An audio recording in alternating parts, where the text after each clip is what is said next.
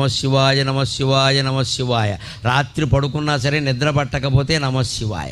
లేచి మొహం కడుక్కుంటూ ఉంటే నమశివాయ. అన్నం తింటుంటే నమశివాయ. ఎవరన్నా కనపడితే పలకరింపు కూడా నమశివాయ. మీరు ఫోన్ ఎత్తి మాట్లాడవలసి వస్తే నమశివాయ. ఇంత ఇదిగా భగవన్నామాన్ని మనం సొంతం చేసుకుంటే అన్ని రకాల పాపాలు కాదు, సకల కర్మలు నశించిపోతాయి. అన్ని కర్మఫలాలు పోయి జ్ఞానం పొంది మోక్షం పొందుతాం. ఎప్పుడూ ఆనందంగా ఉంటాం. భగవన్నామస్మరణ అంత గొప్పది. అలా చేస్తేనే శివుడు కాపాడుతాడు. గమనించండి, ఇలా ఊరికి దండం పెట్టేగానే ఏం కాపాడాను? అలా అయితే అందరినీ కాపాడాలిగా.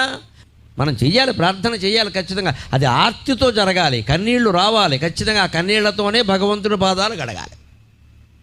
అందుకే రోజు ఇళ్లల్లో కూడా కులభేదం లేకుండా, స్త్రీ పురుష భేదం లేకుండా అందరూ దేవతార్చన చెయ్యండి.